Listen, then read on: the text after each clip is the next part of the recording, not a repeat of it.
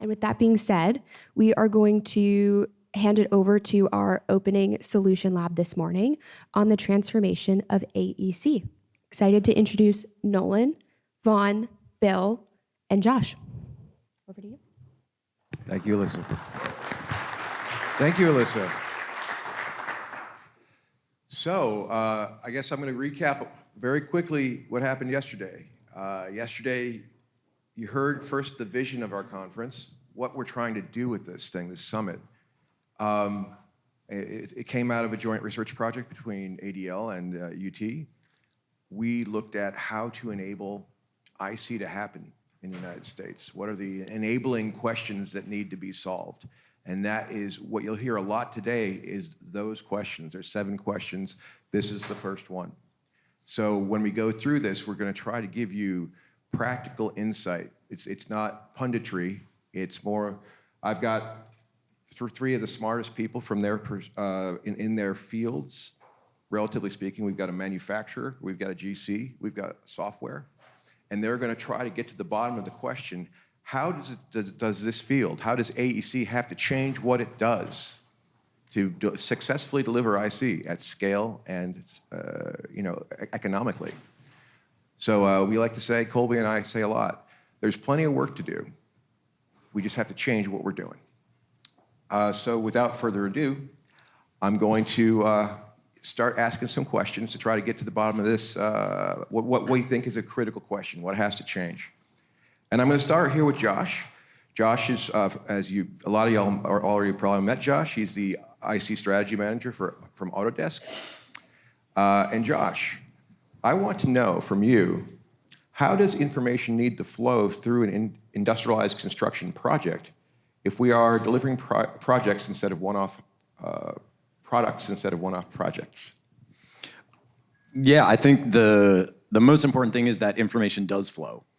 Currently, most projects, traditional projects, even a lot of kind of IC-oriented projects, it's not information flow, it's information exchange. And I think that's a very important distinction to understand.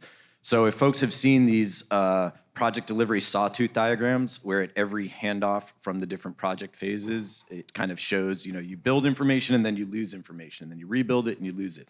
That's information exchange.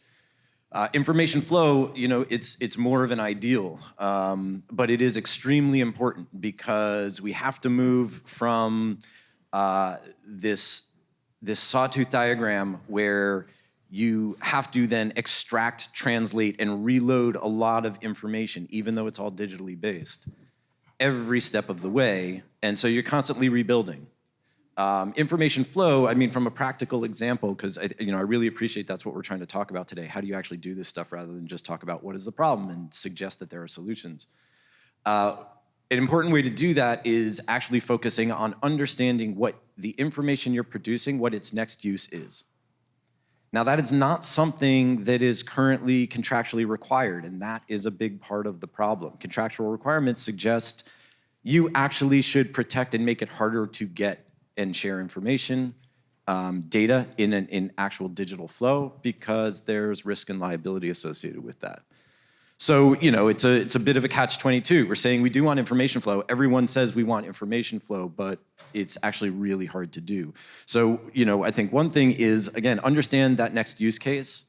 And then another thing is be very consistent with how you produce information. And so this gets into the ugly word that I think everyone uses, but nobody really likes, which is standards. And standards for me is not about saying everyone's got to do things in a specific way. It's more about be consistent. Because if you are consistent and other people know you are consistent in how you do things, you can create mappings between those two systems, and then you can actually have some more information flow. And we're not talking about all information. I think that's another misnomer. Not every piece of data that is generated throughout a project needs to be shared with everyone. In fact, it shouldn't. But you do need to know and understand what information is needed downstream so that you can actually do your process better. And these are the kind of environments where we need to work collectively to talk about, okay, how can we do that within an environment that contractually actually works against that? And how does the software platform provider have to change to accommodate that?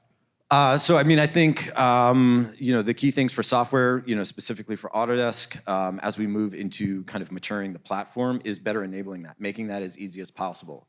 providing the means by which people can share specific pieces of information, but control what information gets shared, control all the permissioning associated with it, so that there's a lot of safety and structure around how do you do that. And then things like enabling easier compliance checking. So that's where standards really come in. I mean, setting standards, it's useless if you have no way to do compliance checking at scale, because you have no idea if anyone's following your standards internally or externally. And so that's another key aspect that software can help out with. Thanks, Josh. I'm going to turn to Vaughan. I think everyone knows Vaughan, probably, so I don't have to introduce him. Vaughan's a manufacturer. So Josh has described how information should flow. So what must manufacturers become in this new paradigm in order to operate successfully? I think what Josh said was fascinating because, one, I totally agree with it, and two, I think that the manufacturer integration really starts at the input from the practitioners that are in that software, right? And so for the purposes of this discussion, I'm going to refer to architecture and design as the architectural drawings that are being used to approve a building, and I'm going to refer to engineering as the factory scope to translate that for manufacturing. So from an architecture and design perspective, when we're talking about getting that data into a system that flows to the factory, historically as an industry, we see architecture and design as a reference. We often hear this word, means and methods, right? Oh, we don't design that into the drawings. You're going to figure that out during construction or on the line. It's a means and methods issue. That's where the engineering component of this comes into play, and really where the integration between that architecture and design occurs into the factory to create a product. And we have a problem right now with engineering as it relates to the manufacturability of product. I'll give you a quick example of two industries that have solved this in different ways. You've got newspapers on one end of that spectrum, very, very cheap product, built many, many times. They spend a lot of effort to make sure the print is right, and then they go and build it and build it and build it. They've solved what we call the value density problem, how much value I'm creating in my product, with volume. And at the other end of that spectrum, you've got aerospace. They're solving that with value, not volume. There is so much value in the product that they're creating and so much risk in what happens if it goes wrong that they spend the money in engineering to get it right. Modules, as they're currently engineered to order rather than being delivered as products, live in this terrible gray area in the middle. They're not worth enough to spend the money to understand exactly how to build it, but they're worth too much not to. And so an example of this that we like to talk about internally is it costs me $1 to fix a problem on a screen. It costs me $10 to fix it in the factory. It costs me $100 to fix it in the field. How do I solve this problem? And I actually bring you back to a conversation I had with our good friend Colby Swanson over here nearly a decade ago in our first factory in North Carolina. And he said to me, Vaughan, the problem is only going to be solved by a product, and that product is a single module on an industry-changing project. And I laughed at him, and I said, there is absolutely no way you can produce a programmatic product-based approach with a single module. There's end wall conditions, there's roofs, there's podium levels, there's left corners, inside corners, outside corners. Like, one module is just insane.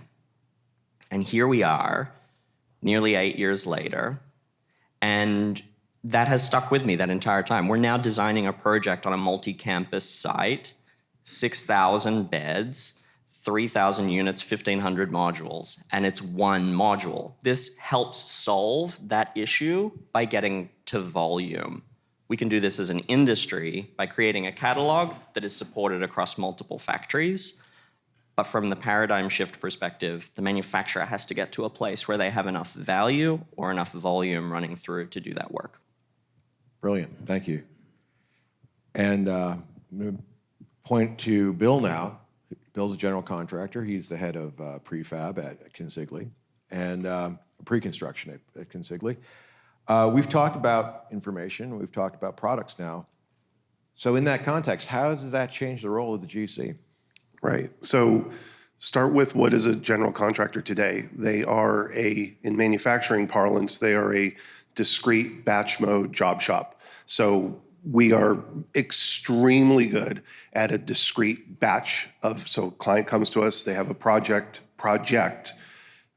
we set it up, we execute on it, we finish it, and everything is about daily discovery, risk management. We have an incredibly deep, bag of tricks for whatever we find. We find bad soil, we deal with it. We find, the windows aren't functioning the way they were supposed to. We know how to fix that. We know how to, how to test everything in the field. So everything is discovery in a batch mode, and nothing's done exactly ever the same way twice. But we're great problem solvers, and we can deliver this, and it's extremely hard. I mean, I work with some of, and I don't say this for my one company, I think in the industry there are just a ton of brilliant AEC people trying to problem solve and fight their way through this every day. So that's today. What we need to recognize in this mode, you've got a platform delivering a product. The product is now being delivered in mass. We need to start setting up a company within the company. We need it's because it's not going to happen overnight. We will continue to be, for a long time, 80-90% batch mode, because but we need to be able to start setting up that little group to handle the 5 to 10% that might be IC that are programs. And once you start to set up a program, you have to look at it extremely differently, because all of your processes in-house change. Everything about discrete, you set up a job code, you run the job code, you close the job code out. That doesn't happen anymore. You need to recognize that the program is going to keep running. You need to build some very specific processes to manage that. You need to take people out of this project mentality and say, you're now going to live in a program, and you're just going to keep doing this, and build the different skill sets to do that and to manage that program. And so you do have this little micro ecosystem within the greater ecosystem that will get bigger over time. Awesome. Thank you. So that's the end of our first round of questions about this new paradigm, this new system we live in. So if I were to synthesize what I'm hearing, the new operating model for industrialized construction is based on two key ideas: product and flow. And buildings become products, and information flows rather than being recreated. And that's where that's the core of the efficiency. As long as you stick to those principles, you move forward. So I want to talk a little bit about moving from, someone mentioned engineer to order versus configure to order. And that's the implication of what we're talking about. So, and I'm going to go back to Bill to ask him about this. Traditional construction is fundamentally an engineer to order business. Industrialized construction moves towards this configure to order model. And so what is the practical difference between those two operating models, and how does that change product delivery? So I think when the owner, the developer comes to us, and you can see that they've already, because at the end of the day, we're in a service industry, so we're trying to serve the client, whatever the client's goals are. So the client starts coming to us and they say, I've been developing this product and this program and this playbook, and I want you to execute on it.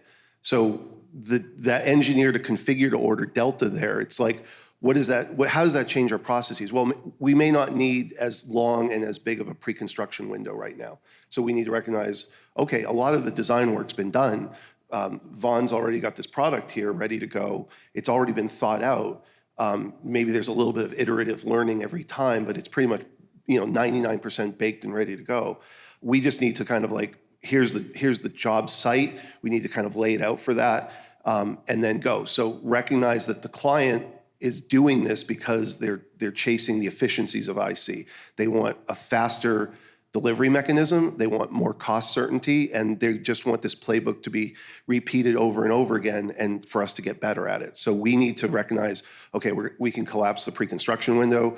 We need to understand the supply chain well and understand Vaughan's logistics and how they're going to fabricate and how they're going to deliver, because it's different than with having so much of the product being done off-site. We need to change our management approach. We're not staffing as much in the field because more and more of the project, that one project, is being done elsewhere as part of the program. We need to be setting up that program like I talked about before. And then the rest of it is and this I think is a hard one for contractors to really digest, is like, how much faster can we go in the field if the whole dormitory is modular, or if we're doing a hotel with bath pods? Like, what is the schedule collapse? And I think that's where a lot of the contractors now, because they're only in maybe their first iteration, second iteration of these, they're leery of getting out over their skis, because the worst thing we can do is overpromise and underdeliver, and we'll be punished for it. And that's part of, like, we also need to be comfortable with being more transparent about, like, this is what we're setting up. And if we're really doing a program here and we're really going to do IC time and time again, let's be transparent to each other so that we can learn. Like, you're never going to get all the benefits the first time, is one of the things I've learned through this. IC requires repeat. So we need to recognize that and not punish the first time, just lessons learned, and move right back into it for second iteration. Excellent, thank you. Josh, if we're moving to this configure-to-order platform, or this configure-to-order regime, what capabilities must exist inside the software platform to handle it? So it has to be what we are referring to as the convergence of manufacturing solutions and AEC solutions. And what that means is, in manufacturing, what's often talked about is product lifecycle data, and how do you manage that? And in AEC, we talk about project lifecycle data. And so the convergence of the two is, how do you bring those two things together? I mean, the reason that I like the definition that we are arriving at for IC, which is the application of manufacturing principles to the built environment, is because it's both very specific but also relatively open-ended. It's not saying do manufacturing in construction. It is saying apply manufacturing principles to construction. So manufacturing is based on developing a product, doing the R&D, understanding the market, and then prototyping and iterating over and over again until you have that thing nailed down for cost, quality, schedule, timing, all of those things. So now, how do you do that? How do you create products that then can be used and applied to the built environment? So what we're talking about is kind of differentiating an understanding between automating construction and manufacturing the built environment. Those are two very different ideas, and they have very different solutions. So in a configure-to-order environment, what we see is the way you do this convergence is, we've often talked about, and I should say, I was in AEC for 20 years before I joined Autodesk. So I started in architecture, I spent some time in engineering, I spent the majority of that career in construction, working for specialty subs. So, I lived my life in that environment. And the important thing that always came up was, how do you get the actual construction, the manufacturing, the people who are going to make the things, how do they provide input as early in design as possible? And often the way that this is solved in traditional construction is through things like design assist. But there's a big problem with that, because you can say, okay, we can do this building for cost and schedule certainty for our part of it, if you then do it this way. But that doesn't, if you do design assist, that doesn't mean you actually are awarded the bid. So, again, we have a very kind of broken system. So the way we're trying to approach that now is, you don't have to rely on the individual entities getting involved early on. You bring their data all the way up to the beginning. And so what that means is, this is the difference between engineer to order, which is you start with conceptual design and you're basically making shapes, digital shapes. And then you're saying, this is a building. And then the rest of the process is, how do we actually make all of these things, and which of them are products, and how much do they cost, and how long does it take, and how many of these intersections and interfaces can we actually do or exist or undefined? But if you say, we're going to start with actual products, and depending on what the project is and what the delivery schedule is and the cost, what products are applicable, and how do we design with products from the beginning? What that means is, you're doing compliance by design, not compliance by exception. Compliance by exception is, you design something that has very specific rules about zoning codes and all of that, but you make a design and then you give it to someone and say, does this pass? Is this allowable? And they might say yes, but then you give it to someone else and they try to build it, and then someone has to come and inspect it and say, does this actually, can we do this? Can we inhabit this? That's design by exception, or compliance by exception. Compliance by design means you can't design something that is not buildable, and buildable according to codes, zoning, but also your specific project constraints. And so I think that's the key thing, is being able to enable the creation of products, whether they're full volumetric products, individual subcomponents, entire building types that you actually design with upfront, and then they're known to be compliant. They're known to be applicable to your site, to your jurisdiction. And then you also start to get that flow, because all the information, all the data that is required for those specific things can flow all the way through. Great, thank you. So Vaughan, back to you. Many people argue there isn't enough manufacturing capacity to handle the influx, the big uptick in IC demand. Do you agree? Way to give me the controversial question. Good news is I'm cool with it. We can do this. So, folks, I think we have a fundamental disagreement on the question. Right, what I've heard over the last 2 days consistently from factories, from people trying to buy from factories and people designing for factories is we don't have enough capacity to sell the product that we're talking about building. I fundamentally disagree with the understanding of the question, because what we are doing is not asking an industry to build product. We are asking an industry to design product. That is an entirely different scope. If you look at the industry that we have for industrialized construction today in this country, we have more than 100 factories. There are folks in this room that are champions of this industry and also owners of factory like Andy and others here that have been to many of them, met them all, and know who can build what and where. I'm wearing the socks of a competitor here today to this stage. That's how strongly I feel about the folks that are in this industry and that are capable.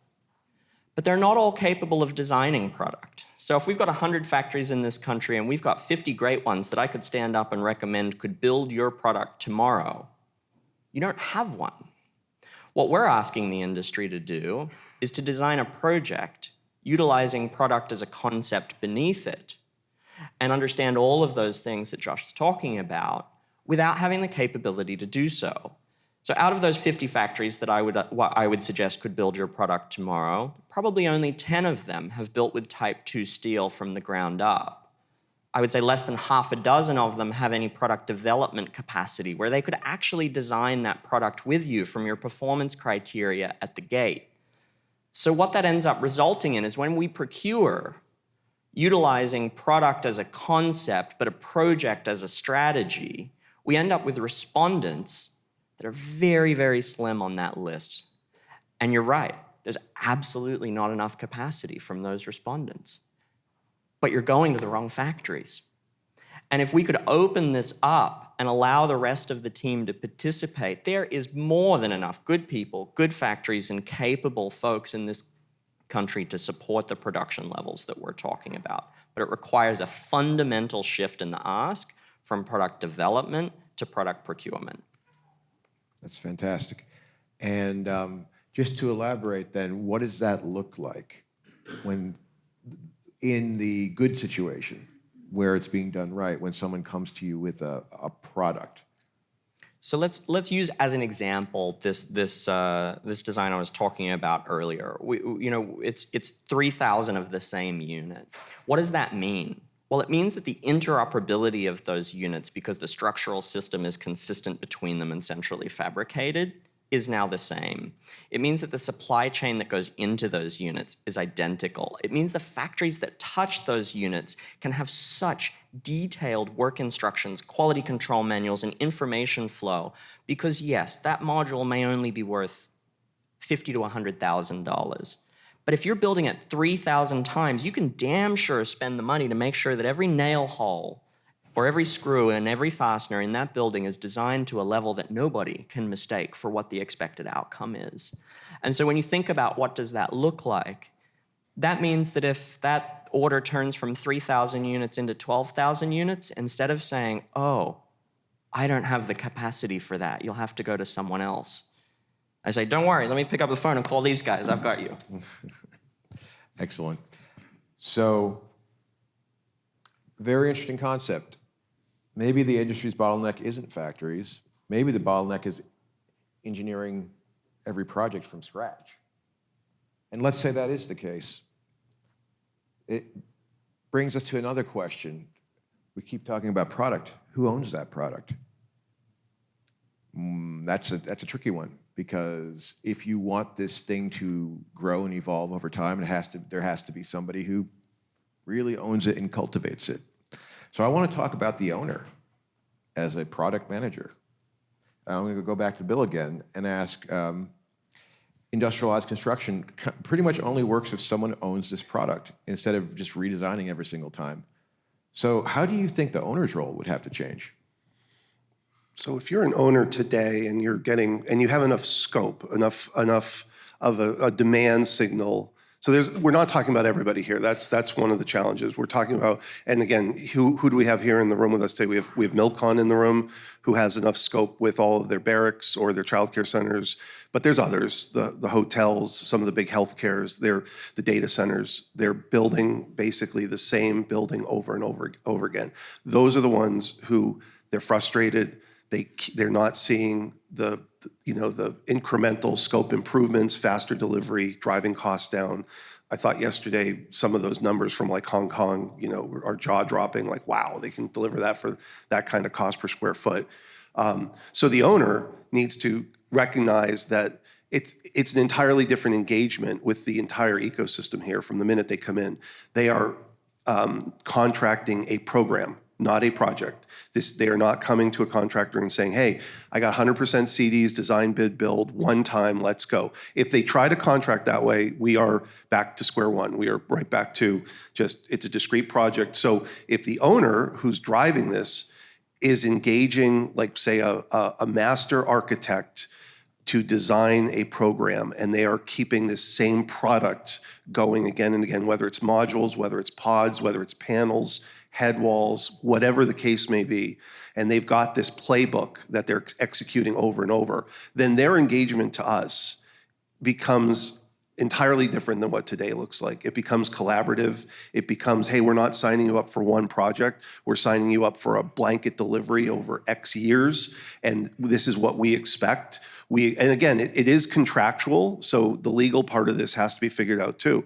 We want you to be open book. We want your team to just move from one spot to the next to keep executing the same thing. The metrics of how you track need to change, and it's a rabbit hole you're going to go way down into, from even the point of like, if the product is the same over and over again, why are we inspecting it in the field like everyone's a one-off? We need standardized online protocols, so the whole field and the authority having jurisdiction kind of starts to change, and products start to step in, like UL and so on.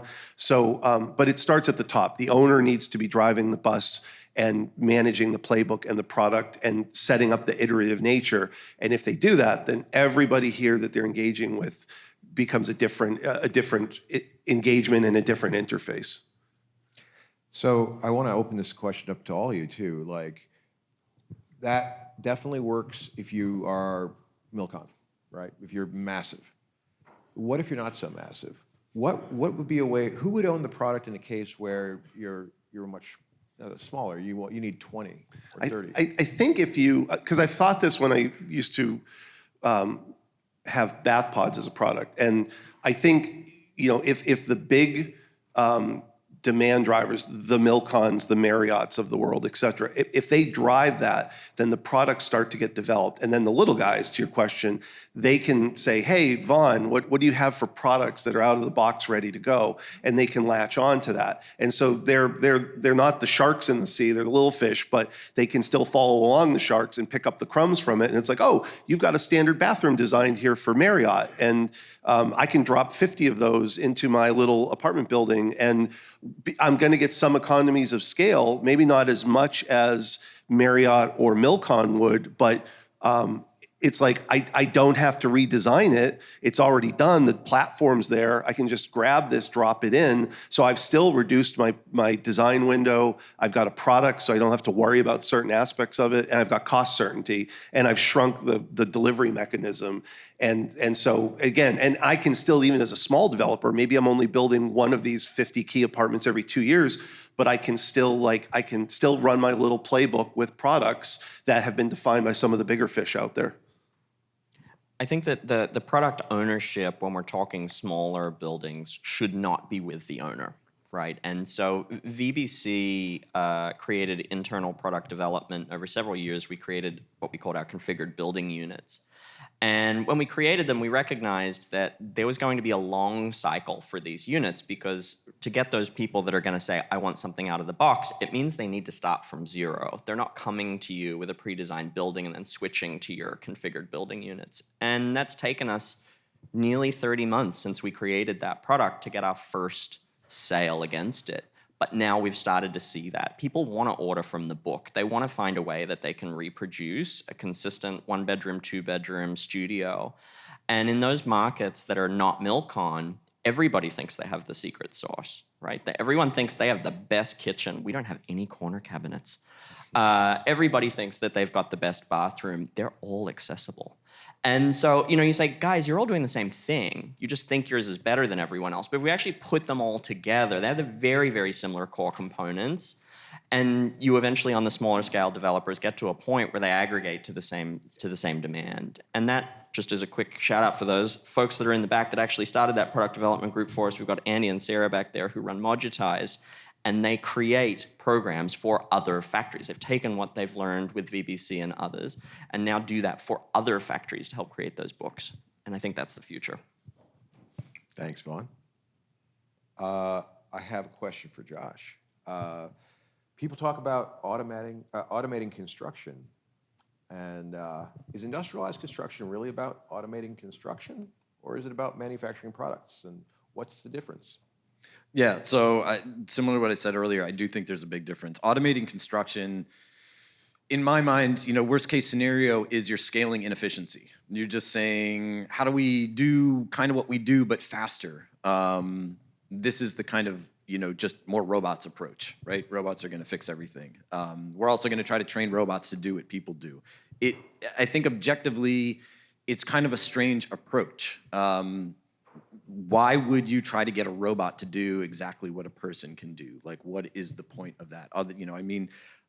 I know there's kind of, there's health, there's safety. There are very good reasons, but the deeper question is, what we have in the industry, the materials that we use, the sizes of things, those are based on what people can handle. And so if we're really looking at using more robots and more automation, we have to also examine, what could they do that's much better? So I do think, automating, even just differentiating the two is really important. It's really important to really start thinking about, are we just trying to go faster or are we trying to do things differently? And when we're talking about manufacturing the built environment, that is doing things differently, and that requires a different way of thinking. A lot of, what everyone's been talking about so far. But to that point, something that I kind of obsess about is, especially in the relation to IC, there's often the Lego analogy that's used, right? We're trying to get to a point where we've got these kind of kit of parts and it goes together really fast. But what I scratch my head about is we have the Legos, and we've had the Legos for a really long time. The overwhelming majority, I would say arguably 90% or more of everything that we build with is already a commoditized product. You don't sit down and consider how to design exactly what the dimensions of your framing member should be. Your sheet good sizes, concrete masonry units. There is nothing that is a raw material in construction. Everything are intermediate materials, and they are pretty much all commodities, meaning it doesn't matter who makes them as long as they meet the performance requirements. So we have standard dimensions, we have standard sizes, we have standard connections, we have standard assemblies. 90-minute rated wall assembly, 2-hour rated wall assembly. Everything is standardized. So we have all the Legos, and yet the approach we take is, let's take all the Legos and cut little pieces and parts off of them and not put them together the way the Legos were designed. We're gonna mash them together in some funny way. We're gonna put about 40% of the Legos in the trash, and then we're gonna scratch our heads about why this is so hard to do and why can't we just have better Legos? But that's how we've always done it. So that to me is part of the problem. If automating construction is how do we, melt Legos down and mash them together in a better way, manufacturing building is saying, we've got the kit of parts, let's just abide by the kit of parts. A very practical example, something everyone could do tomorrow. Design according to standard material sizes, or at least some logical subdivision of that. So there's less cutting and throwing away of stuff. And you know who's gonna tell the difference? No one. Absolutely no one. There was an architecture firm in the UK that went back and looked across like 40 projects and noticed that every single bathroom was different. And the greatest deviation among the bathrooms was something like 10 centimeters. They kept redesigning the exact same thing, just slightly different. And it made absolutely no sense, and no one would ever tell the difference. That's great. So today, we live in a world where if you're a manufacturer in particular, you've got to kind of go end to end. If you want to get paid, you got to be able to deliver something that's a finished product in the end. And I'm wondering how we feel about, is it a crazy notion that variation in this manufacturing industry, in IC, will not come from mashing the Legos together, but from multiple factories all set up. They make a standardized component and they never change. And it's the standards that allow all of these different pieces to be interconnected nicely. So imagine, for example, a building that was built out of everything. You got some mods, you got some pods, you got some panels, you got some precast, you got some 3D printing is in there.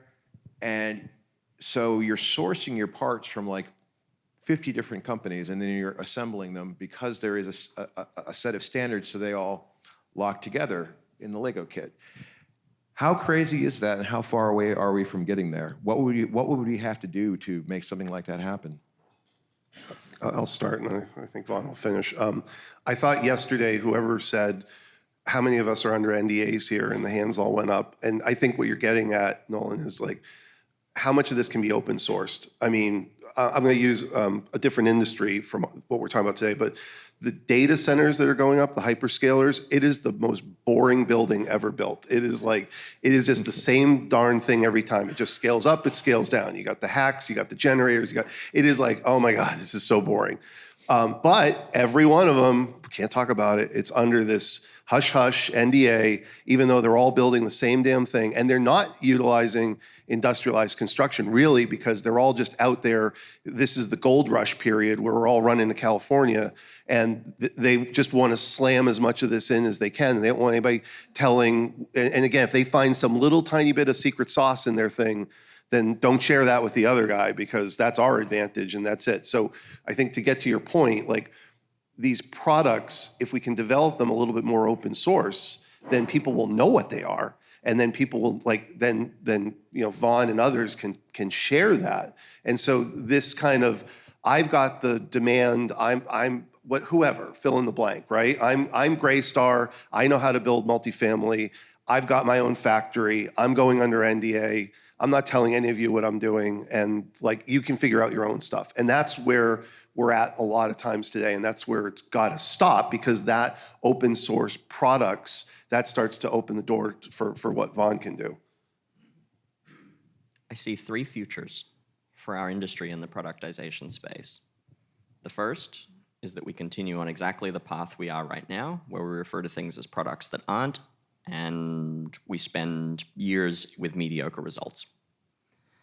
The second is where demand is aggregated by those that have the product development capacity, where factories that can develop a product end up becoming some sort of manufacturing prime, and that they aggregate demand with their own factory partners.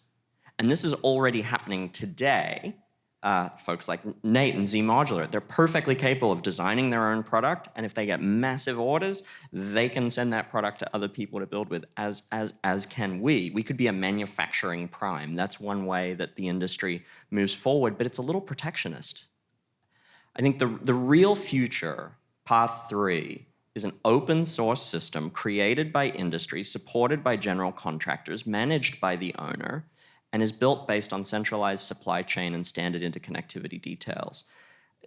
That is a heavy lift, because it requires a lot of people that think they have the special sauce to relinquish. It requires people that have always done it one way to throw that playbook out and start again. And it requires special interests that get paid to allow this cycle to continue to stop. And so my instinct is that we're probably going to end up in path 2 in the short term, that there's going to be aggregation of manufacturing through product designers that are going to hire other factories to help them support it. And that in the medium term, I hope that we can get to path 3. Do you see that there's a way to accelerate our way to path 3? It's in this room.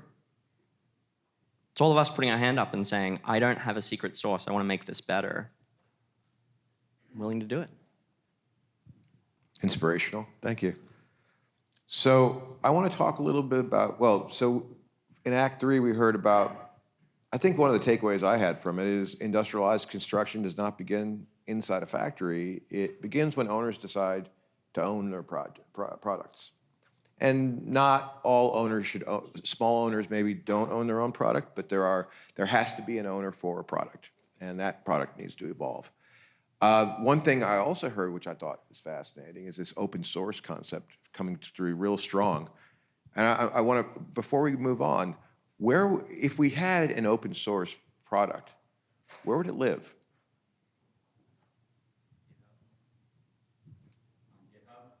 GitHub. I like it. Any other? Think an Autodesk before he has to say it. Yeah. Well, I mean, it's an interesting idea what you mean. You know, what does that open source actually mean? What is open source? Because there does have to be at some point some IP, because that's what everyone needs to compete on. But I agree, the IP is not what everyone currently thinks it is. Right.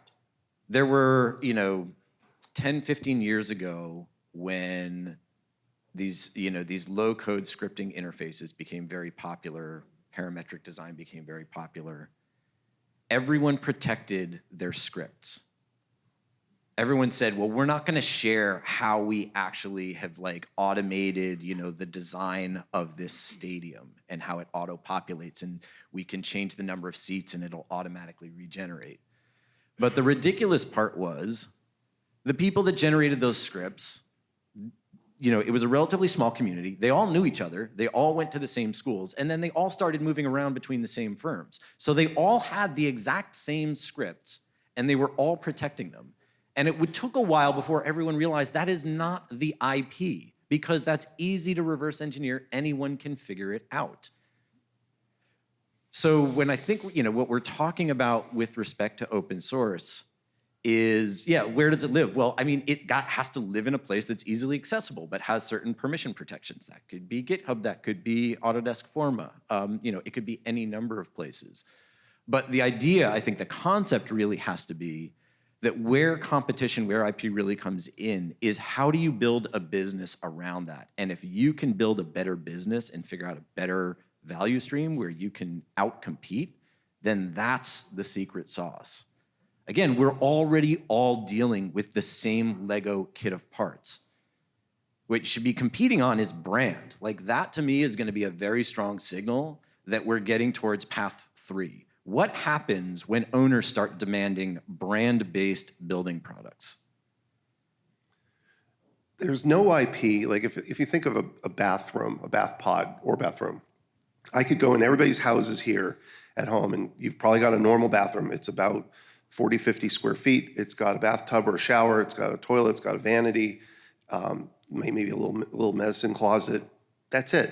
It's there's no IP with the dimensional of that. What we're talking about is the open source is standardizing some of that dimension, and then if you can configure to order, there's 20 different faucets you can drop in there that all fit in the same thing. So there are some elements of this that we could tie into. I think, to Josh's point, the competitive nature will be the branding, that will drive the demand, and it will be on the execution.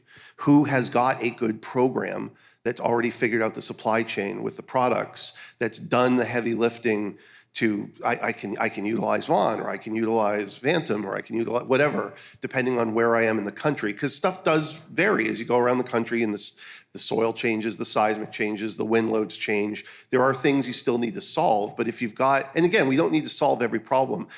The Pareto's law of 80-20, we're trying to solve for the 80, but the 20 is always going to be unique, fingerprints out there, snowflakes. And the world's still going to run on that. We're not solving for that. We're solving for like, how do we do fairly standardized, affordable housing so that we can drop the metric is deliver it quicker and drop the cost per square foot by X%. That's it. And if we can solve for that with open source, with a better execution playbook that we can then just iterate and get better and better, tracking those metrics, that's the win here, not the secret sauce there. Some people are still trying to hold on at the fringes. Excellent, thank you. In the spirit of open source, too, at the very end of this, I'm going to basically say something about the Department of Energy's technical assistance program. We work for them, ADL does, and they've asked us to figure out what the industry needs in order to grow. And I really want to get that information from everybody here. What do you have going on that is something that a problem everybody needs to solve? That you don't really want to have to pay for yourself. You want to do it collectively. This is something that's happening right now. We're going to give some recommendations. So I'm going to talk a little bit about that at the end of the session. I'm going to move on to the last act here, which is kind of a blitz round. I want everyone to be able to go home with something really practical, right? Whether you're an architect or an engineer or a manufacturer. I think we're trying to say that the way we're doing it today is going to change. Your jobs are going to change, and that's good, and we should try to get ahead of it. And so for our last segment, I want to ask these fellas, what are and this is open to all panelists here, what's the single biggest change stakeholders need to make on Monday morning? I'm going to ask you about architects, and then I'm going to ask you about engineers, general contractors, manufacturers, software providers, and owners. And we'll just kind of go through the round. And let's start off with architects, since we haven't got, well, I guess, Josh, you got a background, so I'll let you kick it off. What do architects have to change? Yeah, I'll just reiterate what I said earlier, is start constraining your designs to standard dimensions. Bill? I think it's setting up the company within the company I mentioned. It's like being ready to recognize when a client comes to you and recognize that they have a program and a playbook and they're trying to execute that. And even if today there's not enough demand behind it to really be flow, and it's still kind of more project-y by project type thing, but if you can start to set up the ecosystem to support it, that's probably the strongest thing we could do right now to be ready for that. Awesome. Vaughan? Variability, strong focus on variability of design in the modules. Like this 10-year journey to get to one module to build thousands of units, that building by a very competent and capable modular architect today being designed could easily have 35 module types. And so just consistently thinking about that target of like, I want one module, how do I get there, I think is important. Excellent. So let's do engineers, starting with Bill.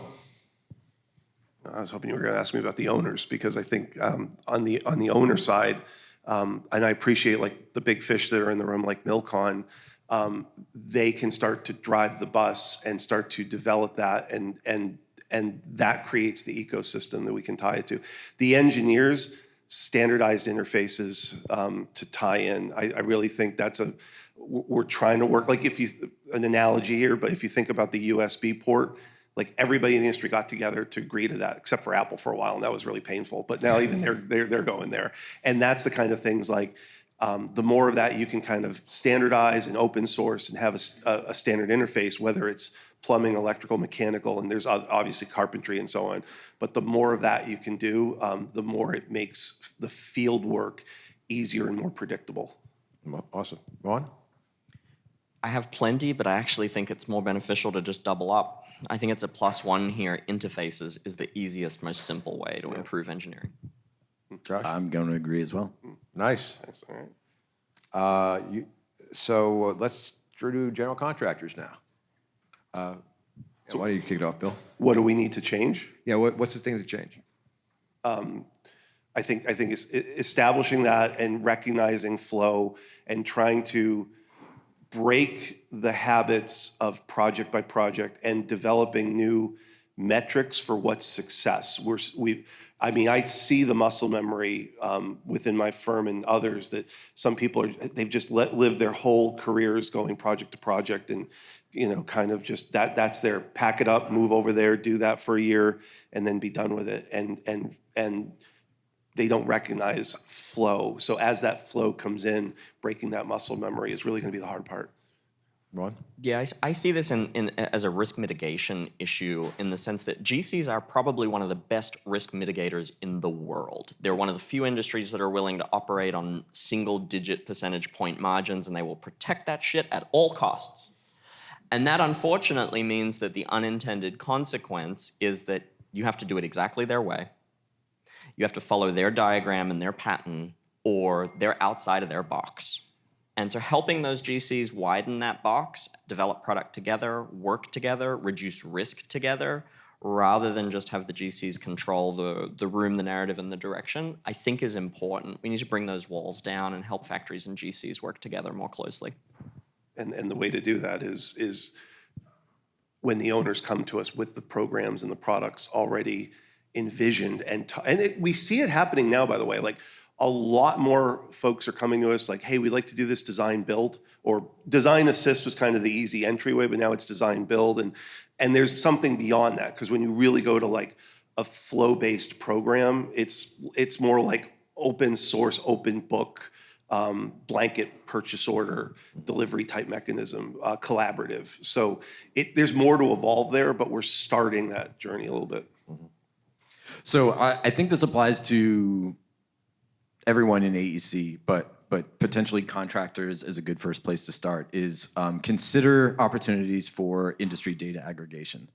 This is a big blind spot that we have that other industries don't have, and I understand it's a big challenge. How can we all collectively aggregate project data to start doing real baselining and benchmarking?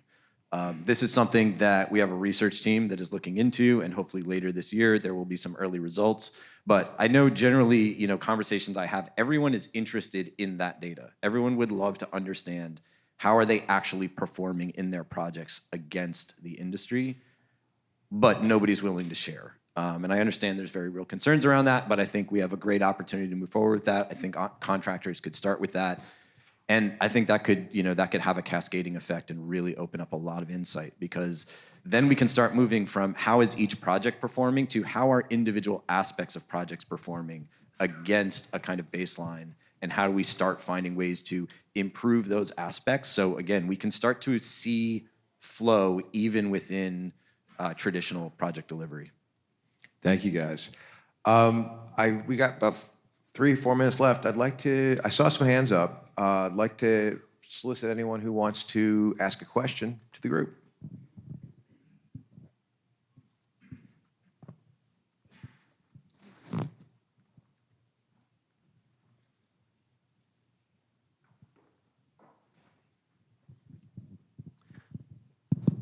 So Randall Thompson again with Navy Prefab. I really appreciate the conversation you guys had today. You touched on some very relevant points. I want to see, what was it here? Path 3 come to fruition. I think that is the future of the industry.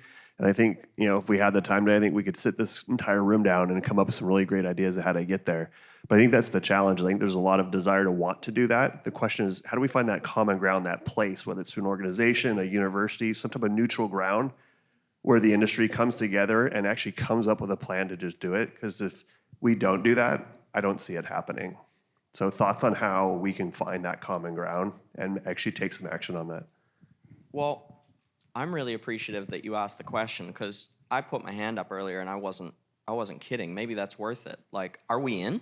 Like, will we do this? Will we come into a room together and say, we need to design this together, support the industry, and produce a product and a standard? And I got 4 people that said yes, and that's why we're going to be on path 2. Great. I have a question. Just what do y'all think is the best way to set up like the compensation structure for architects and engineers to make this program structure happen, going from the traditional project-based methods to more of a program-based method? Any tips y'all have on that? I think it ties back to the last question too, is you've kind of starting to get this ecosystem here where it might be the right place to start to, we're hitting on a lot of things, right? Defining standards, sharing data, refining that. And this, when you've got like this public-private partnership, you've got the University of Texas, and so that's like a safe space.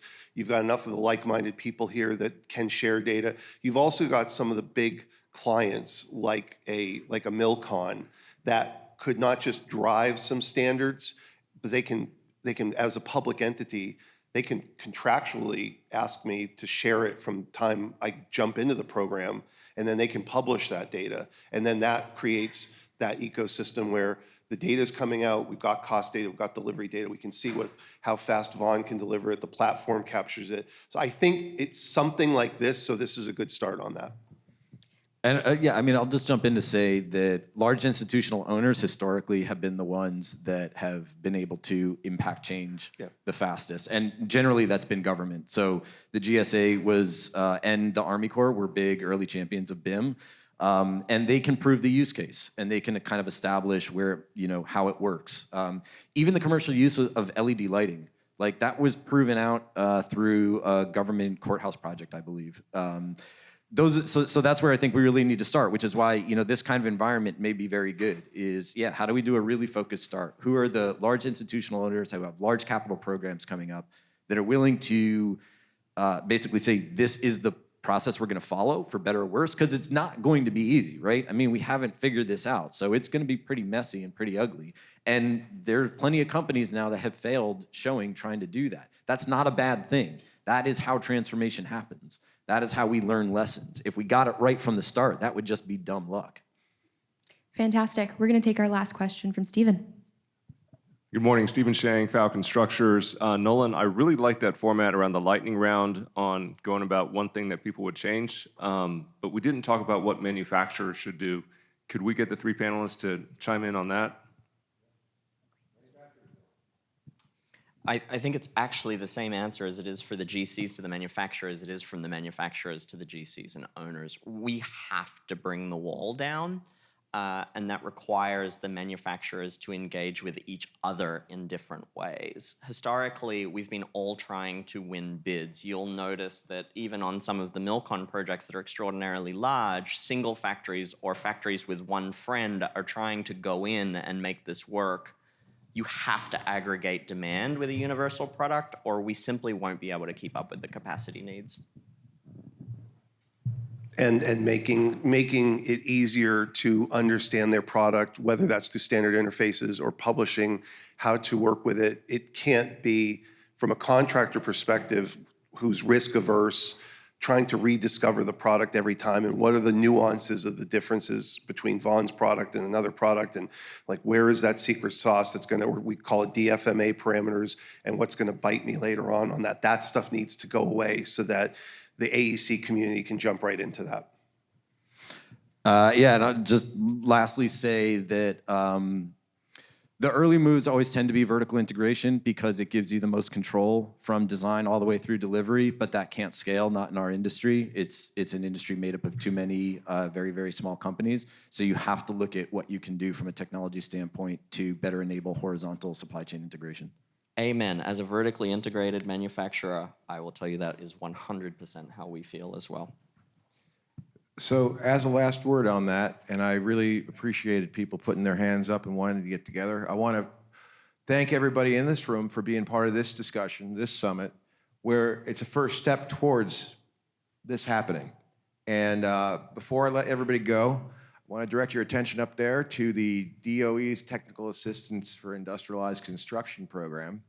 They're currently a client of ours. We're telling them, they're asking us how to help the industrialized construction industry bloom. And we were literally on the phone with them yesterday, and it just occurred to me while we were having the conversation, why don't I ask everybody, get it from the horse's mouth? So over the course of today, we'll put up some QR codes. Please zap the QR code and tell us what you need fixed. Whether if you're a manufacturer and you need a new kind of IC material developed, tell us what that is. Give us some parameters, but not just limited to manufacturers, architects, whoever you are. If you have a problem that, if solved, would help everybody else out, tell us what it is, and we're going to bring it to DOE. And with that, thank you very much, everyone, for a fantastic panel.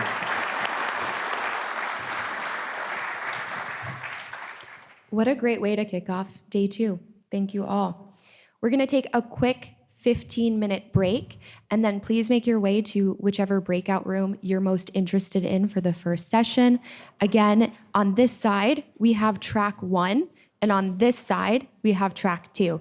Those sessions are about an hour long, and a quick note for speakers on those tracks, we have reserved seating for you at the front of the room, so make sure you grab one of those spots, and we'll see you soon.